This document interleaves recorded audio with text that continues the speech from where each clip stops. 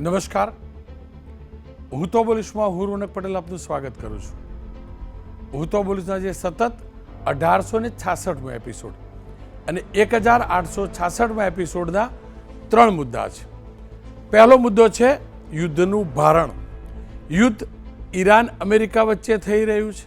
યુદ્ધ ઈરાન અને middle east તરફ થઈ રહ્યું છે, પણ ભારણ આપણા ખિસ્સા પર પડી રહ્યું છે.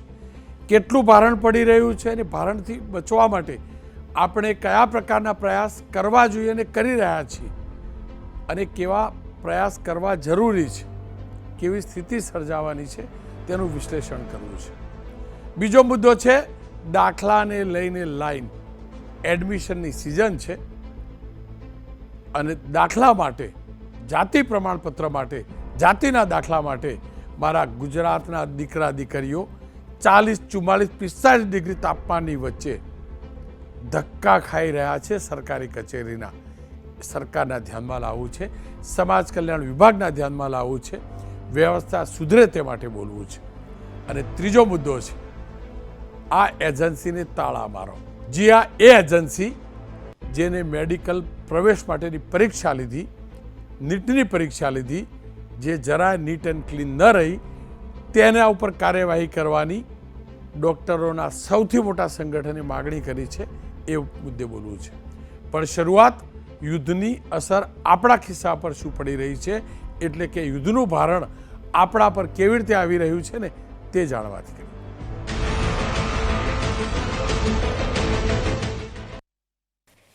યુદ્ધનો અંત ક્યારે આવશે કોઈ નથી જાણતું, પણ એ યુદ્ધની અસર આપણા તમામના જીવન પર હવે પડવા લાગી છે. પ્રધાનમંત્રીએ એટલે જ કરકસર માટેની અપીલ પણ કરી હતી, પરંતુ આ યુદ્ધની કેવી કેવી અસર પડે છે ને તે જાણવું ને સમજવું જરૂરી છે. યુદ્ધની અસર ગઈકાલે રાત્રે જ્યારે આપણે સૂતા હતા તે દરમિયાન આપણા પર પડી છે, કારણ કે રાત્રે મોંઘવારીનું મોટું સ્વરૂપ એટલે કે ફ્યુએલ એટલે કે પેટ્રોલ ને ડીઝલના ભાવ પર પડી છે. હાલમાં પેટ્રોલ ને ડીઝલના ભાવમાં ગઈકાલે રાતથી જ, મધરાત્રિથી જ સરેરાશ 3 રૂપિયાનો વધારો થયો છે. પેટ્રોલ ડીઝલના ભાવ વધી ચૂક્યા છે. અમદાવાદમાં પેટ્રોલનો આજનો ભાવ સદી તરફ આગળ વધી રહ્યો છે અને 97 રૂપિયા 49 પૈસા પ્રતિ લીટર છે. તો ડીઝલનો આજનો ભાવ 92 રૂપિયા ને 44 પૈસા પ્રતિ લીટર છે. અત્યાર સુધી ક્રૂડના ભાવ વધ્યા, પણ પેટ્રોલ ડીઝલના ભાવ મહિનાઓથી નહોતા વધી રહ્યા. પરંતુ ગઈકાલે રાત્રે જ મેં કહ્યું તેમ આપણે ઊંઘમાં હતા અને મધરાત્રે આ ભાવ વધ્યા છે. આપણે જાણી લઈએ કે દેશના કયા શહેરમાં પેટ્રોલ ડીઝલના ભાવનો કેટલો ફરક આવ્યો છે, કેટલો વધારો થયો છે. અમદાવાદની અંદર પેટ્રોલની વાત કરી લઈએ તો જૂનો ભાવ 94 રૂપિયા ને 29 પૈસા હતા, એટલે કે ગઈકાલે આ જ સમયે 95 રૂપિયાની અંદર આપણને પેટ્રોલ મળતું હતું પ્રતિ લીટર, તે વધીને 97 રૂપિયા ને 49 પૈસા થયા છે. નવી દિલ્હીમાં ભાવ વધારો ઠીક 3 રૂપિયા વધ્યો છે. 94 રૂપિયા ને 17 પૈસા હતા, તે વધીને આજે 97 રૂપિયા ને 77 પૈસા થયો છે. મુંબઈમાં સદી વટાવી ચૂકેલો હતો. 103 રૂપિયા ને 5 પૈસા હતા, જેમાં 3 રૂપિયા ને 14 પૈસાનો વધારો થયો છે. 106 રૂપિયા ને 68 પૈસા થયો છે. કલકત્તામાં જો તમે પેટ્રોલ ગઈકાલે ભરાવતા તો 105 રૂપિયા ને 45 પૈસા હતું, જે આજે વધીને 108 રૂપિયા અને 74 પૈસા, એટલે કે 3 રૂપિયા ને 29 પૈસા ત્યાં અસર આવી છે. મદ્રાસ એટલે કે ચેન્નઈમાં 100 રૂપિયા અને 80 પૈસા હતું, જે 2 રૂપિયા ને 87 પૈસા વધીને 103 રૂપિયા ને 67 પૈસે પહોંચ્યું છે. બેંગલુરુમાં પણ આ જ પ્રકારે 3 રૂપિયાનો ભાવ વધારો થયો છે. હૈદરાબાદમાં પણ 3 રૂપિયાના ભાવની અસર છે. અત્યાર સુધી પેટ્રોલનો ભાવ 100 રૂપિયાથી ઉપર ક્યારે નહોતો ગયો, પરંતુ આજે દેશના મુંબઈ, કલકત્તા, ચેન્નઈ, બેંગલુરુ, હૈદરાબાદ જેવા શહેરોની અંદર પેટ્રોલનો ભાવ 100 રૂપિયાને પાર થઈ ચૂક્યો છે. ડીઝલની વાત કરી લઈએ તો ડીઝલમાં પણ અમદાવાદની અંદર 3 રૂપિયા ને 5 પૈસાનો વધારો થયો છે. 89 રૂપિયા ને 39 પૈસા આ સમયે ગઈકાલે હતું, જે આજે જઈએ ભરવા માટે ડીઝલ તો 1 લીટર ડીઝલ 92 રૂપિયા ને 44 પૈસે ભરાવવું પડે છે. નવી દિલ્હીની અંદર 3 રૂપિયાનો વધારો થયો છે. 87 રૂપિયા ને 67 પૈસાએ ગઈકાલે ડીઝલ મળતું હતું, એ આજે 90 રૂપિયાએ મળે છે. મુંબઈની અંદર 3 રૂપિયાને 11 પૈસાનો વધારો થયો છે. 90 રૂપિયાને 3 પૈસે મળતું ડીઝલ આજે 93 રૂપિયાને 14 પૈસે મળે છે. કલકત્તામાં તેની અસર 3 રૂપિયાને 11 પૈસાની આવી છે. ચેન્નઈમાં તેની અસર 2 રૂપિયાને 86 પૈસા વધારાની આવી છે. બેંગલુરુમાં ડીઝલના ભાવની અસર 3 રૂપિયાને 12 પૈસા આવી છે. જોકે સરકાર ચોક્કસથી કહેતી રહી કે ભાવ વધારો નહીં થાય. ચૂંટણી પછી પણ કહ્યું હતું, 5 રાજ્યોની ચૂંટણી પછી પણ વધારો થયો છે તે જોવા મળે છે. પણ આ વધારો આજે થયો, પણ ઠીક એના 2 દિવસ અગાઉ, એટલે કે આજથી 2 દિવસ અગાઉ દૂધના ભાવમાં પણ જબરજસ્ત વધારો થઈ ચૂક્યો તો આપણે જાણીએ છીએ. ગુજરાત મિલ્ક માર્કેટિંગ ફેડરેશન એ દૂધના ભાવની અંદર પ્રતિ લીટર સરેરાશ 2 થી 3 રૂપિયાનો વધારો કર્યો છે. અમૂલ ગોલ્ડ જે 1 લીટરનો ભાવ 66 રૂપિયા હતો તે 4 રૂપિયા વધીને 70 પૈસા થયો છે. અમૂલ શક્તિ 60 રૂપિયા હતી જે 64 રૂપિયા થઈ છે. અમૂલ તાજા 55 રૂપિયા હતું લીટર તે 57 રૂપિયા મળે છે. અમૂલ બફેલો મિલ્ક 74 રૂપિયા હતું તે 78 રૂપિયા મળે છે. અમૂલ ટી સ્પેશિયલ 63 રૂપિયા હતું તેનો 3 રૂપિયા ભાવ વધારો અને 66 રૂપિયા થયું છે. ચાંદીના અને સોનાના ભાવમાં પણ ચોક્કસથી વધારો થયો છે. કારણ કે આપણે જાણીએ છીએ સરકારે તાજેતરમાં જ એટલે કે 13 મેના રોજ મોટો આર્થિક નિર્ણય લીધેલો અને સોના ચાંદીની આયાત પર જકાત 6%થી વધારીને 15% કરી હતી. એટલે કે 1 કિલો જે સોનાની વાત કરી લઈએ, પહેલાં 24 કેરેટ સોનું પ્રતિ 10 ગ્રામ અને ચાંદીની વાત કરી લઈએ તો 15 મેના રોજ સોનું 1,59,028 રૂપિયા હતું તો ચાંદી 2,72,789 રૂપિયા હતું. 14 મેના રોજ એટલે આજે મળતું હતું પણ 14 મેના રોજ આ જ ચાંદી 1,61,584 પહોંચ્યું, સોનું પહોંચ્યું હતું તો ચાંદી 2,91,000 પહોંચ્યું હતું. એની અંદર ભાવમાં જ મોટો ફરક ડ્યુટી લાગ્યા પછી સ્પષ્ટ જોવા મળે છે. આ 3 સંકેત છે. સોનું માની શકાય કે આપણે હાલ ન ખરીદીએ પણ દૂધ તો પીવું જ પડે. સાથે જ પેટ્રોલ ડીઝલની તો જરૂરિયાત છે જ અને પેટ્રોલ ડીઝલના જ્યારે ભાવ વધે છે ત્યારે ટ્રાન્સપોર્ટેશન પર તેની અસર જોવા મળે છે અને તમામ ગુડ્સનું ટ્રાન્સપોર્ટેશન મોંઘું થશે, જેના કારણે પાણીની બોટલથી લઈને ટીવી, ફ્રીજ, એસી સહિતની તમામ વસ્તુઓના ભાવ વધશે. તમામ જીવન જરૂરી વસ્તુઓના ભાવ વધશે. કપડાં, ખાસ કરીને પોલિસ્ટર કપડાં તો પહેલેથી મોંઘા હતા પણ હવે તેનો ભાવ ટ્રાન્સપોર્ટેશનના કારણે વધુ વધશે. અને એ જ કારણ છે કે ખુદ પ્રધાનમંત્રીએ આપણને સ્પષ્ટ સંકેત પણ આપ્યા હતા અને ખર્ચો બચાવવા માટે, બચત થાય તે પ્રકારના પ્રયાસ કરવા માટે અપીલ પણ કરી હતી. ખાસ કરીને ઈંધણની અંદર ઘટાડો થાય એ પણ કહ્યું હતું અને તેના જ માટે પ્રધાનમંત્રીએ ખુદ શરૂઆત કરી અને તેમના સુરક્ષા કાફલામાં 50% સુધીનો ઘટાડાનો ઐતિહાસિક નિર્ણય કર્યો હતો.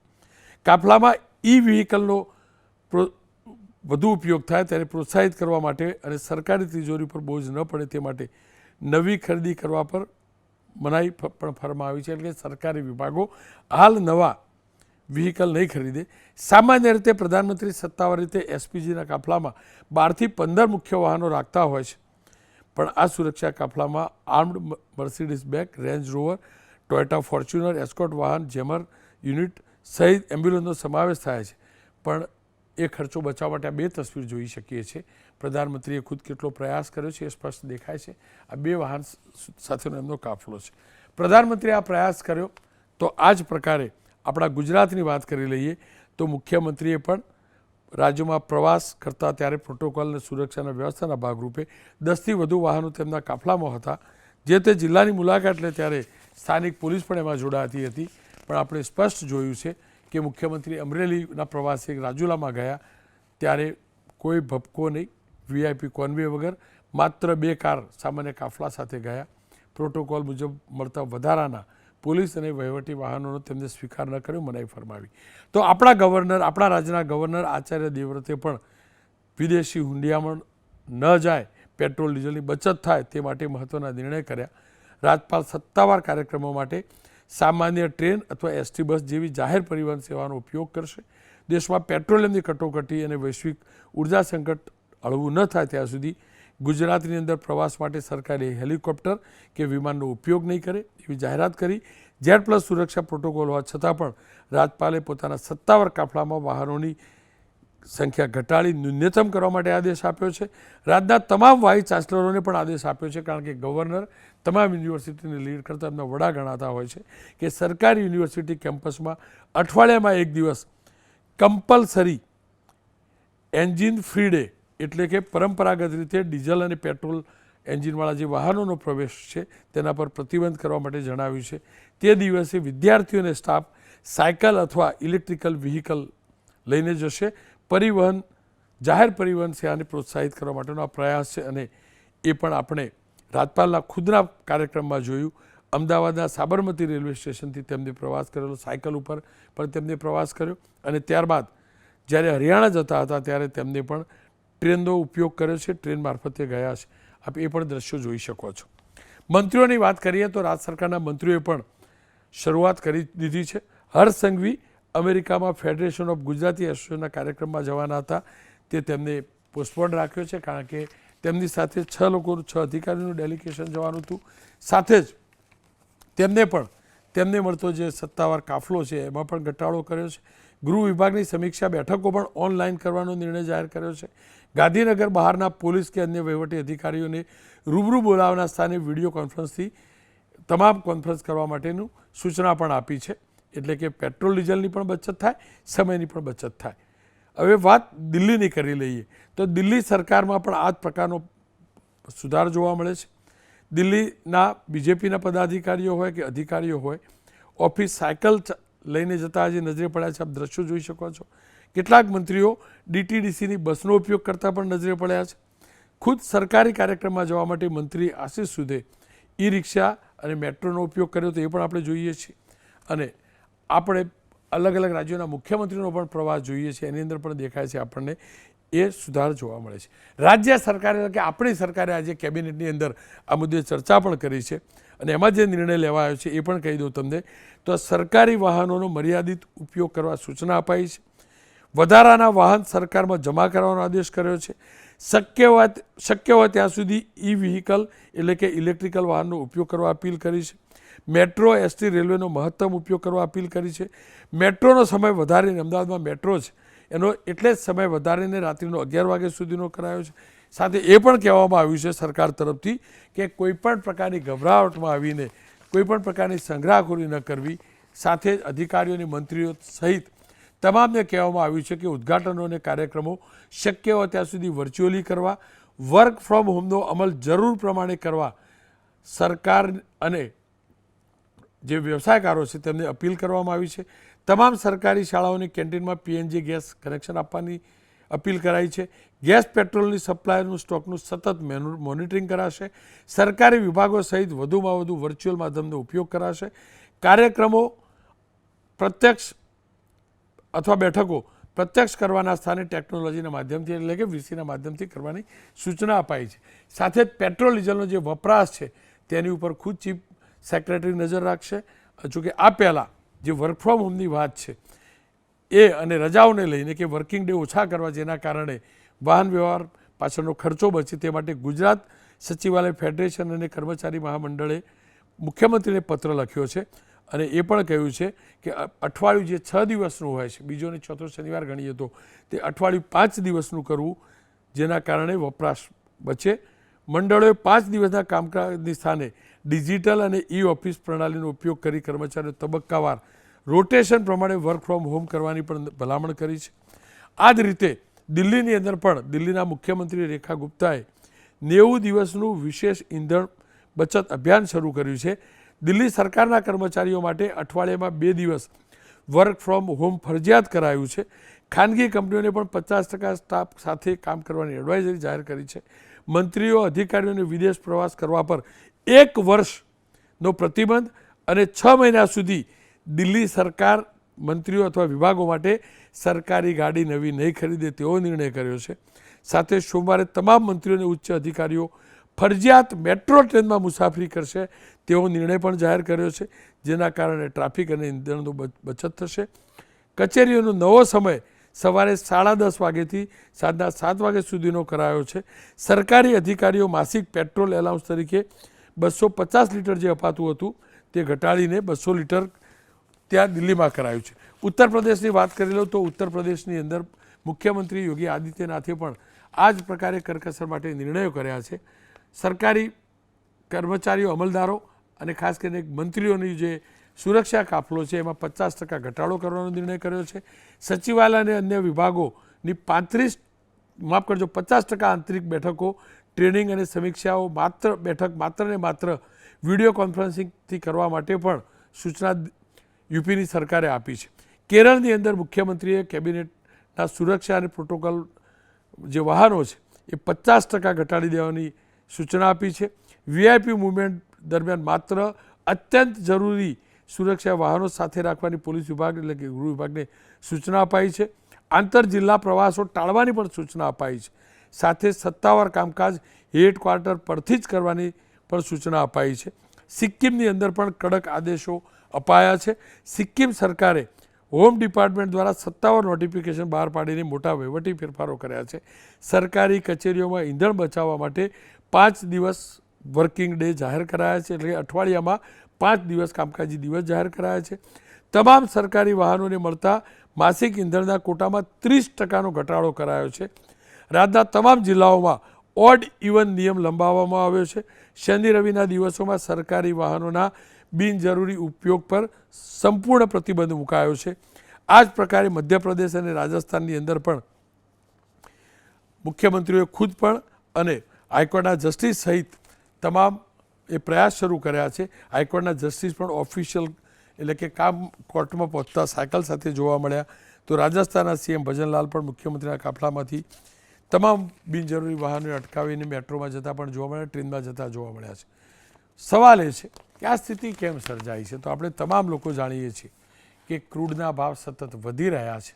જે પ્રકારની સ્થિતિ સર્જાઈ છે, આપણી પાસે પુરવઠો ચોક્કસથી પર્યાપ્ત છે, પણ આપણે અન્ય દેશોમાંથી ક્રૂડ ખરીદવું પડે છે, જેનું ટ્રાન્સપોર્ટેશન વધે છે, જેની કિંમત વધી છે અને તેના જ કારણે પેટ્રોલ ડીઝલના ભાવ પર વધુ ભારણ આવે તેવી શક્યતા છે. અને જો વધુ ભારણ આવે તો આપણે તમામ લોકો સમજી શકીએ છીએ કે જો સરકાર પર વધુ ભારણ આવે, ક્રૂડના ભાવ પર વધુ ભારણ આવે, પેટ્રોલિયમ પ્રોડક્ટના ભાવ વધે તો મોંઘવારી વધવાની પૂરી શક્યતા છે. કરકસર અત્યારથી શરૂ કરવી જરૂરી છે, પણ સવાલ એ છે પ્રધાનમંત્રીની અપીલને તમામ આવકારે ચોક્કસ છે. તમામે નિર્ણય જાહેર કર્યા છે, પણ શું આ નિર્ણયોનો અમલ થશે ખરો? સવાલ એ પણ છે કે દિલ્હી અને અન્ય રાજ્યોની સરકારો જો પેટ્રોલ ડીઝલનું માત્રા સરકારી અધિકારીઓ કે મંત્રીઓ માટે જે ફાળવાતું હોય એમાં ઘટાડો કરી શકતા હોય તો મારા ગુજરાત સરકારની અંદર કેમ આ ન કરવામાં આવે? મંત્રીઓને જો સરકારી વાહનનો લિમિટેડ ઉપયોગ કરવામાં કહેવામાં આવે છે તો એમને જે પણ ભથ્થું મળે છે એમાં ઘટાડો કરવામાં કેમ ના આવે? કલેક્ટર સહિતના ઉચ્ચ અધિકારીઓને પણ જે પણ પેટ્રોલ ડીઝલ માટેનો જે એમની ઓફિસને ખર્ચો મળતો હશે એમાં પણ નિયમ બનાવીને કેમ ઘટાડો કરવામાં ના આવે? આ તમામ મુદ્દે ચર્ચા કરવા માટે અરવિંદભાઈ ઠક્કર નેશનલ પ્રેસિડેન્ટ છે, પેટ્રોલિયમ પ્રોડક્ટના જાણકાર પણ છે. નિખિલભાઈ મદ્રાસી પ્રમુખ છે સુરત ચેમ્બર ઓફ કોમર્સના અને કીર્તિભાઈ પટેલ પ્રમુખ છે ધી ગુજરાત સચિવાલય ફેડરેશનના. શરૂઆત પેટ્રોલ ડીઝલથી જ કરવી છે, કારણ કે આપણે તમામ લોકો જાણીએ છીએ, તમામ ચિંતિત પણ છીએ કે શું આ 3 રૂપિયા શરૂઆત છે? શું 3ના 30 તો નહીં થઈ જાય ને? આ તમામને સવાલ છે. એટલે મેં અરવિંદભાઈ સાથે વાત કરી છે, એ જોઈ લઈએ. અરવિંદભાઈ, પેટ્રોલ ડીઝલના ભાવમાં 3 રૂપિયા જેટલો વધારો તો થયો, તમને શું લાગે છે? ગણિત શું કહે છે? શું હજુ પણ વધારો થવાની આશંકા છે? અને થાય તો ક્યારે ને કેટલો હોઈ શકે? ભાવ વધારો તો અત્યારે અમારી જે અપેક્ષા હતી ને રોનકભાઈ, એટલો તો નથી વધ્યો. અમારી પણ અપેક્ષા હતી ને પબ્લિકને પણ એવું હતું કે ઘણો બધો ભાવ વધારો આવશે, પણ 3 રૂપિયા જેવો નજીવો ભાવ વધારો આવ્યો છે. મારે વિસ્તારથી ક્રૂડના બજાર અને ક્રૂડના ભાવ વિશે જાણવું હતું અને તેની પેટ્રોલ ડીઝલના ભાવ પર શું અસર પડે જાણવું હતું. કેટલો વધારો હજુ પણ થવાની શક્યતા છે અને કેમ? અત્યારે રોનકભાઈ, ઓઇલ કંપનીને ડીઝલમાં અત્યારે 1 લીટરે 40 રૂપિયાનો લોસ જાય છે, 1 લીટરે 40 રૂપિયાનો, અને પેટ્રોલમાં 1 લીટરે 20 રૂપિયાનો લોસ જાય છે. હવે આ 40 રૂપિયામાંથી 3 રૂપિયા રિકવર થયા તો હજી 37 રૂપિયાનો લોસ આજે પણ ચાલુ છે, અને પેટ્રોલમાં 20 રૂપિયામાંથી 3 રૂપિયા ગયા તો 17 રૂપિયાનો લોસ ચાલુ છે. અરવિંદભાઈ, તમને શું લાગે છે? આ પેટ્રોલિયમ કંપનીઓ છે લાંબા સમય બાદ મામૂલી વધારો કરે છે, 3 રૂપિયા વધારો આજના સમય મામૂલી છે, પણ તમને શું લાગે છે આ પેટ્રોલિયમ કંપનીઓ તબક્કાવાર હજુ પણ ભાવ વધારતી રહેશે કે પછી આ પહેલું સ્ટેપ હતું ને અહીંયા જ પૂર્ણ વિરામ? હવે આમ પેટ્રોલિયમ કંપનીની વધારવાની તો ઈચ્છા ખરી જ, પણ સ્વાભાવિક છે કે આમાં પેટ્રોલિયમ ડિપાર્ટમેન્ટ પણ થોડોક આમાં રસ લે, સ્વાભાવિક છે. કારણ કે જે પેટ્રોલિયમ કંપની છે એ કોમર્શિયલ કંપની છે અને પબ્લિકને વધારે બોજ ન પડે એના માટે પેટ્રોલિયમ મંત્રાલય થોડી કેર કરે કે ભાઈ ના, અમને ભાવ વધારો તમારે નથી લાવવાનો, અને એના માટે કદાચ જો કોમ્પેસેશન આપે તો કદાચ ન વધે. કેમ કે આ યુદ્ધનું શું થશે આપણે કોઈ જાણતા નથી. કદાચ ટ્રમ્પ અને ઈરાન એ સિવાય કોઈ જાણતું પણ નહીં હોય. પણ આ સંજોગોમાં જો યુદ્ધ અત્યારે સમેટાય તો તેની ભવિષ્યમાં પેટ્રોલ ડીઝલના ભાવ પર શું અસર પડે, અને જો યુદ્ધ લંબાય તો તમને શું લાગે છે આપણે ત્યાં પેટ્રોલ ડીઝલના ભાવ પર લંબાય તો કેટલી અસર પડે? સાહેબ, ભાવ તો વધવાની ગણતરી તો છે જ, કારણ કે અમુક તો આપણે આપણી જરૂરિયાતના 90% આપણે ઇમ્પોર્ટ કરીએ છીએ. એટલે આપણે તો ટોટલી એમના ઉપર જ ડિપેન્ડન્ટ છીએ. જે લોકો તેલ ના માટે છે કે ભાઈ રશિયા છે કે અમેરિકા છે કે યુએઈ છે, એ લોકો પાસેથી આપણે લઈએ છીએ તેલ, એટલે આપણે એમના ઉપર ડિપેન્ડન્ટ છીએ. હવે જ્યારે કોઈ બીજી વ્યક્તિ પર ડિપેન્ડન્ટ હોય ત્યારે એને ઈચ્છા મુજબના ભાવ આપણે આપવા પડે. અને જે તમે યુદ્ધ લંબાવવાની વાત કરી, પણ અત્યારે અમે તો એવું માનીએ છીએ કે અત્યારે યુદ્ધ બંધ થઈ જાય ને તો એની ઇફેક્ટ જ 3 થી 4 મહિના રહેશે કે 5 મહિના રહેશે કદાચ. એટલે આ ઇફેક્ટ તો લાંબી રહેવાની છે. બસ મારે એક્ઝેક્ટલી એ જ જાણવું છે. આપ તો ઘણા અનુભવી છો, પેટ્રોલિયમ પ્રોડક્ટ વિશે લાંબી જાણકારી રાખો છો. એક્ઝેક્ટલી મારે એ જ જાણવું ને સમજવું છે ભાવ ક્યાં સુધી પહોંચવાની શક્યતા અથવા આશંકા છે? સાહેબ, આમાં વધારે તો નહીં વધારે. આ લોકો ભલે, હું તમને કહું છું કે અત્યારે 40 રૂપિયાનો લોસ છે, એટલે અત્યારે ડીઝલના ભાવ 90 રૂપિયા છે, એટલે 130 રૂપિયાનું એમનું પડતર છે. પણ 130 રૂપિયા તો નહીં કરે ઓઇલ કંપની, આ તો નક્કી જ વાત છે. કારણ કે એમને સરકાર તરફથી પણ એમને પછી કહેવામાં આવે કે ભાઈ તમારો લોસ અમે આપશું, તો વધુમાં વધુ બીજું ગમે ત્યારે કદાચ બીજા 3 રૂપિયા એમની અનુકૂળતાએ આવે, અઠવાડિયું, 10 દિવસ, 15 દિવસ, 20 દિવસ કે મહિનો. હા, પણ હવે એવો મોટો વધારો આવે એવું મને નથી લાગતું. આપની વાત સાચી અરવિંદભાઈ, પણ આ મોટાભાગની જે પેટ્રોલિયમ કંપનીઓ છે આપણા ત્યાં, એ ગવર્મેન્ટની જાહેર ક્ષેત્રની કંપનીઓ છે, ખાનગી કંપની તો ઓછી છે. જાહેર ક્ષેત્રની આ કંપનીઓએ, અને ખાનગી પણ આવી ગયેલો ને, જ્યારે ક્રૂડના ભાવ ઘટેલા હતા ત્યારે પણ તો બહુ રૂપિયા લીધા છે ને, કમાયા છે ને, લાંબા સમય સુધી કમાયા છે. યુદ્ધ તો 2-3 મહિનાથી એની અસર, ક્રૂડના ભાવ 2-3 મહિનાથી વધ્યા હશે, પણ લાંબા સમયથી એ લોકો કમાયા છે. તો એ નફો અત્યારના સમયે કોમ્પન્સેટ કરે તો એમાં ખોટું શું ગણાય, મને સમજાવો. આમાં રોનકભાઈ એવું છે ને કે જ્યારે આવક હોય ને ત્યારે ખર્ચાય વધારે હોય, એ બધા પૈસા વપરાઈ ગયા હોય. હવે આપણે જ વાત કરીએ કે આપણી પાસે 2023માં આપણને 25 લાખ રૂપિયા વધારે મળ્યા હોય, તો એ 25 લાખ આપણે મૂકી ના રાખ્યા હોય કે ભાઈ ચલો 26માં તકલીફ પડવાની છે તો મૂકી રાખવું. એ તો બધા ડેવલપમેન્ટમાં કે અથવા જે બીજા બધા જે ભારત સરકારના ખર્ચા હોય એમાં વપરાઈ ગયા હોય ને. એક અંતિમ સવાલ, પેટ્રોલિયમ પ્રોડક્ટના વધેલા ભાવ તેની મોંઘવારી ઉપર શું અસર પડશે? સાથે જ પ્રધાનમંત્રીએ એક આવકારદાયક અપીલ કરી છે, અને સ્વાભાવિક રીતે તમામ લોકો, શાસક, વિપક્ષ, પ્રાઇવેટ સેક્ટર, ગવર્મેન્ટ સેક્ટર, આપણા જેવા તમામ લોકો એ પીએમની અપીલને આવકારી પણ છે. અનેક લોકો સાયકલ લઈને ઓફિસ જતા જોવા મળે છે, અનેક લોકો વર્ક ફ્રોમ હોમ કરીશું એમ કહેતા મળે છે, અનેક લોકો એમ કહે છે વિદેશ પ્રવાસ નહીં કરીશું, અનેક સમાચાર આવે છે. અનેક લોકો એમ કે એક ગાડીમાં 4 લોકો એક સાથે જઈશું, બિનજરૂરી પ્રવાસ નહીં કરીએ, પબ્લિક ટ્રાન્સપોર્ટેશનનો ઉપયોગ કરીશું. કહેતો છે, થોડુંક દેખાવા પણ લાગ્યું છે.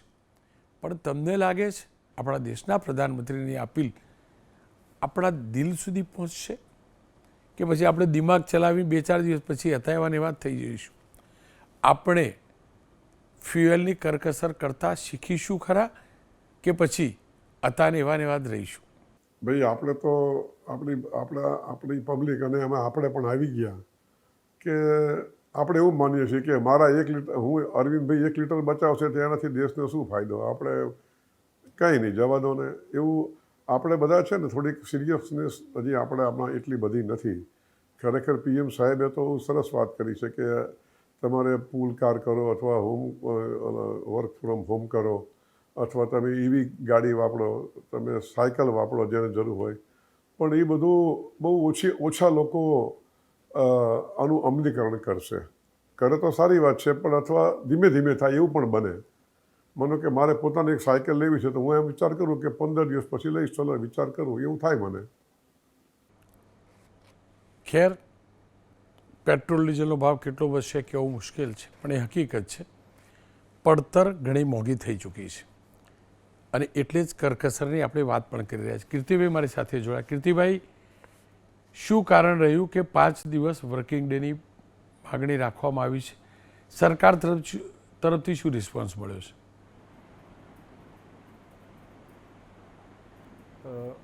જી રોનકભાઈ, ધી ગુજરાત સચિવાલય ફેડરેશન દ્વારા સરકાર સમક્ષ અમે રજૂઆત કરી છે. માન્ય વડાપ્રધાન શ્રી દ્વારા જે અપીલ કરવામાં આવી છે કે ભાઈ હાલ પેટ્રોલ ડીઝલનો ઉપયોગ ઓછો કરવો અને work from home, virtual meeting વગેરેનો કોન્સેપ્ટ અપનાવી અને રાષ્ટ્રહિતમાં કર્મચારીઓ પણ સહભાગી થઈ શકે, એટલે અમારી વર્ક ફ્રોમ હોમ એ માંગણી નથી, અમારી રજૂઆત છે. અને 5 ડે વીક જે છે એ અમારી જૂની માંગણી છે, જે અમે પાછી જે પ્રમાણે કેન્દ્ર સરકારમાં તેમજ અન્ય રાજ્ય સરકારોની અંદર 5 ડે વીકની પ્રણાલી હાલ અમલમાં છે, તો તે રીતે એ અમલમાં મૂકવામાં આવે તો ક્યાંક ને ક્યાંક એક દિવસની બચતથી સરકારને પણ ઘણો ફાયદો થઈ શકે એમ છે, કર્મચારીનો પણ ફાયદો થઈ શકે એમ છે. અને વધુમાં જણાવું તો 5 ડે વીકથી કામગીરીના કલાકોમાં કોઈ ફરક પડતો નથી રોનકભાઈ. કામગીરીના કલાકો એટલાના એટલા જ રહે છે, કારણ કે જેવી રીતે કેન્દ્ર સરકારમાં છે તો ત્યાં 9:30 કચેરી ચાલુ થાય છે, અહીંયા આપણે 10:30 કચેરી ચાલુ થાય છે. તો કામગીરીના કલાકો જે છે એ ઓછા નથી થવાના, એ એટલાના એટલા જ રહેવાના છે. પણ એની સામે કર્મચારીઓનો અને એક દિવસ છે એ ઓછું ઓફિસ જવું પડશે, જેનાથી એમના ખિસ્સા ઉપર ઓછું ભારણ પડશે. સરકારી કચેરીઓની અંદર લાઇટ વગેરેનો ઉપયોગ ઓછો થશે, સરકારી વાહનોનો ઉપયોગ ઓછો થશે, તો સરકાર ઉપર પણ બોજ ઓછો થશે. હવે આ તો મારી 5 ડે વીકની માંગણીની વાત કરું. હવે વર્ક ફ્રોમ હોમની જે વાત છે તો એ અમારી રજૂઆત એકચ્યુઅલી એવી છે કે કોરોના મહામારી દરમિયાન પણ આપણે વર્ક ફ્રોમ હોમ અપનાવ્યું હતું અને તે સમયે આપણે ડિજિટલ પ્લેટફોર્મ અને ડિજિટલ ઇન્ફ્રાસ્ટ્રક્ચર, ઓનલાઈન પ્લેટફોર્મ એટલા સુદૃઢ નહોતા, એટલા પરફેક્ટ નહોતા બનાવેલા કે જેનાથી આપણે સારી કામગીરી કરી શકીએ. તેમ છતાં કર્મચારીઓએ સફળ રીતે એને કામગીરી કરી છે.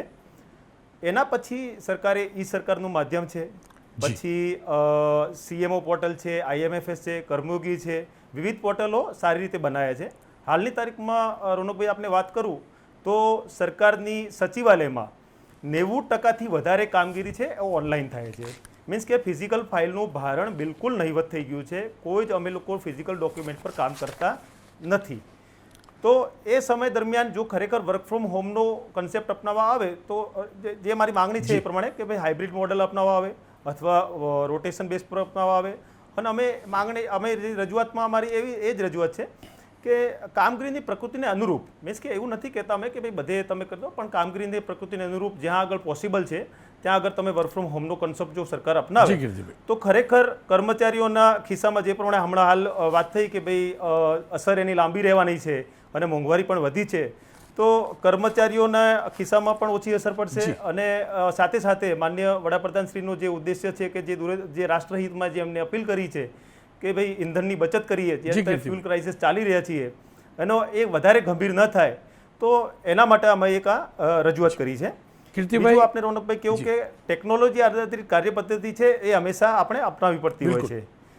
ભૂતકાળની અંદર આપણે પેપર ઉપર કામ કરતા હતા, ધીમે ધીમે આપણે જે નવા પ્લેટફોર્મ્સ અપનાયા છે, તો ખરેખર તો સરકારની જોડે એક તક છે કે હાલ જે ડિજિટલ ઇન્ફ્રાસ્ટ્રક્ચર ને ઓનલાઈન પ્લેટફોર્મ જે બનાયા છે એનો ટેસ્ટિંગનો તક છે, જેનાથી ભવિષ્યમાં કોઈ વિકટ પરિસ્થિતિ જે આવે તો એના માટે પણ આપણે સક્ષમ ને તૈયાર થઈ શકીશું. કીર્તિભાઈ, આપની રજૂઆત સાચી સમય પ્રમાણે મહદઅંશે કર્મચારીઓ કામ પણ કરતા હશે, કરકસરમાં માનતા પણ હશે, પણ ગુજરાતના દીકરા તરીકે મેં જોયું છે એ કહી દઉં, એટલે તમારા એ કર્મચારીઓ અથવા એ અધિકારીઓ એ પણ ધ્યાનમાં રાખીએ કે કરકસરની વાત કરીએ છીએ તો અરજદારોને આપણે કેટલા ધક્કા ભૂતકાળમાં ખવડાવતા હતા અને હજુ પણ ખવડાવીએ છીએ.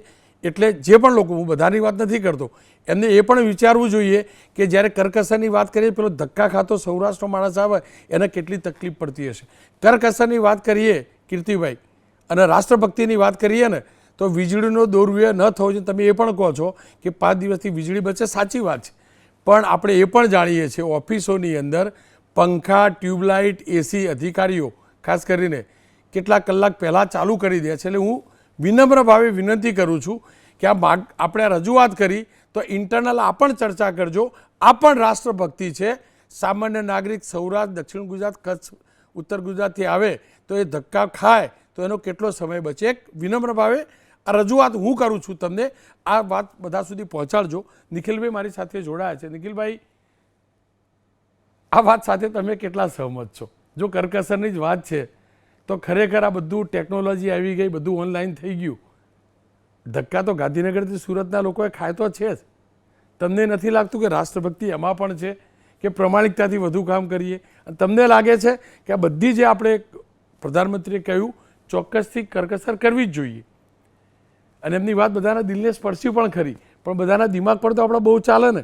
તમને લાગે છે કે આ લાભો ટકાવી શકીશું આપણે આ રીતે?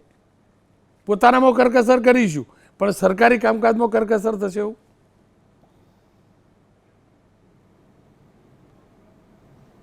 રોનકભાઈ, તમારી વાત સાથે સંપૂર્ણ સંમત છું, પરંતુ આ જે વડાપ્રધાન શ્રી નરેન્દ્રભાઈ મોદીએ જાહેરાત કરી છે ને, એ જાહેરાત જો હજુ વહેલી થઈ હોત ને તો હજુ વધારે અસરકારક આ વાત થતે. આ યુદ્ધ તો ઘણા લાંબા સમયથી ચાલે છે. આ વાત જો ઘણા સમય પહેલાં કરવામાં આવતે તો એની અસર અત્યારે વર્તાવાની શરૂઆત થઈ ગઈ હતી. અને ગુજરાતીમાં એક કહેવત છે, શેઠની શિખામણ ઝાંપા સુધી. હું માનું છું કે આ એક આત્મમંથનનો સમય છે. અને જ્યારે મોદીજી આપણને કહેતા હોય, વડાપ્રધાન કહેતા હોય, એ વડાપ્રધાન શ્રી કહે કે ન કહે તો પણ આપણે આમ જનતાની અંદર કરકસર અને બચત કરવી જોઈએ એવું આપણે માનીએ છીએ. પણ આ ક્યાં સુધી ચાલશે એક બહુ મોટો પ્રશ્ન છે. તમે જે બધી જ વાત કરી એ બધી મેં સાંભળી, પરંતુ દક્ષિણ ગુજરાતના ઉદ્યોગોને માટે આમાંથી થોડી ઘણી મુશ્કેલીઓનો સામનો એટલા માટે કરવો પડે એમ છે કારણ કે અહીંયા MSME, micro small medium enterprise કામ કરે છે. એ લોકોને ઓનલાઈન કરવું કેટલું શક્ય છે એ એક બહુ મોટો પ્રશ્ન છે. પણ એ શક્ય કદાચ ઓનલાઈન નહીં હોય તો પણ એ લોકો કરકસર કરી શકે. ને અમે ઉદ્યોગોને એ વિનંતી પણ કરવાની શરૂઆત કરી દીધી છે કે જેવી રીતે મંત્રીઓ ગાંધીનગરની અંદર બાજુમાં બંગલામાં રહે છે અને એક મંત્રી બીજો ત્રીજા સાથે જઈને ઈંધણનો બચત કરી શકે, એવી જ રીતે સુરતની આજુબાજુની જેટલી GIDCO આવેલી છે, એ પાંડેસરા હોય, ઉધના હોય, પલસાણાની હોય, સચિનની હોય, આ બધાના ઉદ્યોગપતિઓ પણ સુરતની અંદર ક્યાંક કશેક એક જ વિસ્તારની અંદર રહેતા હોય છે. અમે એ લોકોને આજે જ નમ્ર વિનંતી કરી છે કે તમે પણ આ જ રીતે તેનું પાલન કરવાની શરૂઆત કરો. ઓનલાઈન મિટિંગની જે વાત કરી, એ ઓનલાઈન મેં તમને કહ્યું તે પ્રમાણે બીજી રીતે એનો અમલ કરવાનું શરૂ કરવું જોઈએ. ખાસ કરીને ચેમ્બર ઓફ કોમર્સ જેવી સંસ્થા પોતાના ઉદ્યોગપતિઓ સાથે મિટિંગ કરતી હોય છે, રોજે રોજ મિટિંગ કરતી હોય છે, સેમિનારોનું આયોજન કરતું હોય છે. આવા સેમિનારોના આયોજન ઓનલાઈન શક્ય છે. આ પ્રકારની જે મિટિંગો અમે કરીએ છીએ એ અમે ગઈકાલથી જ શરૂઆત કરી દીધી છે કે એક માનો કે 15 કે 20 જણનું ગ્રુપ હોય તેને અત્યાર સુધી અમે પર્સનલી બોલાવતા હતા, પરંતુ હવે ઓનલાઈનના માધ્યમ દ્વારા કરવાથી એક તો પેટ્રોલની બચત અને તેની સાથે સાથે સમયની બચત એ પણ બહુ અગત્યનું છે. 5 દિવસ કામ કરવાવાળી વાત મારા દિમાગમાં એટલા માટે નથી ઉતરતી કે અમારે ત્યાં મેન્યુફેક્ચરિંગ યુનિટોને કારણે આ શક્ય નથી અને એક દિવસની અંદર વધારે કલાક કામ કરવું એની એફિશિયન્સી પર અસર પડે છે. એટલે 5 દિવસવાળો કન્સેપ્ટ એટલીસ્ટ હું અંગત રીતે હું માનું છું કે દક્ષિણ ગુજરાતના ઉદ્યોગોને આ શક્ય નથી. અને સુરત અને દક્ષિણ ગુજરાતમાં ઇન્ફોર્મેશન ટેકનોલોજી એ બહુ મોટો વેપાર નથી, એ બહુ મોટો બિઝનેસ નથી. ઓનલાઈન શક્ય બને એ માત્ર ને માત્ર આવા ઇન્ફોર્મેશન ટેકનોલોજીના જ પરિપ્રેક્ષ્યની અંદર શક્ય બને. બાકી મેન્યુફેક્ચરિંગ યુનિટની અંદર આ પ્રકારનું કામ કરવાનું થોડું અઘરું લાગે છે. અને જે દ્રશ્યો આપણે ટીવી પર જોઈએ છે ને, એ દ્રશ્યો કેટલા બધા સારા લાગે છે, પરંતુ એ દ્રશ્યો કેટલા દિવસ ચાલશે એ મીડિયા તરીકે આપણી પણ જવાબદારી છે અને ચેમ્બર ઓફ કોમર્સ તરીકે અમારી પણ જવાબદારી છે કે એનો અમલ ચુસ્તપણે થાય. કોઈ એક મંત્રી સ્કૂટર ઉપર કે વ્હીકલ ઉપર નીકળે અને પછી બીજે કે ત્રીજે દિવસે જો આપણે એનું ફોલોઅપ કરીએ તો ખબર પડે કે એમણે કેટલા દિવસ આનું પાલન કર્યું છે. અને પ્રજા એ જોતી હોય છે. હવે પ્રજા બહુ સમજુ થઈ ગઈ છે. જે દ્રશ્યો જુએ છે તેનું પાલન તેઓ કેટલું કરે છે તે તેઓ પણ ધ્યાને દોરતા હોય છે. અને એટલે જો તેઓ અમલ શરૂ રાખશે તો હું માનું છું કે એના ટેકેદારો અને એની સાથે સંકળાયેલી પ્રજા પણ આ જ વાતને લાંબા ગાળે સ્વીકારશે તેવું માનવું ચોક્કસ સમર્થ છે. ટ્રેનનો ઉપયોગ આ બહુ સારી વાત છે, આ કરવો જ જોઈએ. શાને માટે આપણે સામૂહિક વાહનનો ઉપયોગ નથી કરતા? એસટીનો ઉપયોગ, મેટ્રોનો ઉપયોગ, ચાર્ટર પ્લેનનો ઉપયોગ સંપૂર્ણપણે બંધ થઈ જવો જોઈએ. ઉદ્યોગપતિઓ સુરતની અંદર બહુ કેપેબલ છે, અમદાવાદમાં બહુ કેપેબલ છે, એ લોકોની પાસે પોતપોતાના બહુ મોટા જેટ છે, એ પોતાની સગવડ માટે, પોતાનો સમય બચાવવા માટે એનો ઉપયોગ કરતા હોય છે. પરંતુ જ્યારે રાષ્ટ્રહિતનો સવાલ આવે છે ત્યારે હું માનું છું કે તેઓએ પણ સંયમપૂર્વક વધવું જોઈએ. અમે લેટર દ્વારા આ વાતને લખવાના છીએ કે તમે તમારા ચાર્ટર પ્લેનનો ઉપયોગ કરો અને તમારા ચાર્ટર પ્લેનનો ઉપયોગ જો બીજા કોઈ કરતા હોય તો તેને પણ આ ઉપયોગ કરતા અટકાવો. આવી કરકસરભરી વાત મને લાગે છે કે આજના દિવસમાં કરવી જરૂરી છે. પર્યાવરણ બચે એને કારણે પણ કેટલું બધું નુકસાન થતું અટકશે જો આપણે સ્વયં રીતે શિસ્તના પાઠ આપણી જાત સાથે ભણાવીશું તો. એટલે હું માનું છું કે આ જે મારા વિચારો છે એ વિચારો કદાચ કોઈને ગમે કે ન ગમે, પરંતુ શેઠની શિખામણ ઝાપા સુધી તો નહીં જ જવી જોઈએ એવું મારું સ્પષ્ટપણે માનવું છું. નિખિલભાઈ જુઓ, પેલા તમે શિખામણની વાત કરી તો હું પણ તો ગુજરાતનો દીકરો, સુરતનું કલ્ચર જાણું છું. હવે લગ્ન કેવી રીતે કરવા, શું કરવું, જી એ ઉદ્યોગપતિ એના ઘરના પૈસા વાપરતા હોય, પણ જો કહેવાતું હોય ચેમ્બરમાંથી કહેજો આપણા ત્યાં કેટલા ખર્ચા થાય, કેટલા દેખાડા થાય અને દેખાડાની હરીફાઈ કેટલી થાય, એ કમસે કમ યુદ્ધના સમય પૂરતી અટકે એટલું જ્યાં જ્યાં કહેવાતું હોય કહેજો. તમે ઓળખો છો એ બધાને, હું એ ઓળખું છું, કારણ કે એમનું જોઈને કેટલા ખર્ચા થાય એ જાણીએ છીએ. અને આ બધા જે નેતાઓ આ બધા જે આપણને વાતો કરે ખરેખર અનુસરે એનું તમે ધ્યાન રાખજો ને ક્યાંક ધ્યાનમાં આવે તો અમારા ધ્યાનમાં લાવજો કે ખાલી સાયકલવાળું કે સ્કૂટરવાળી વાત દેખાવ પૂરતી હતી કે અસ્તિત્વ. આપનો ખૂબ ખૂબ આભાર.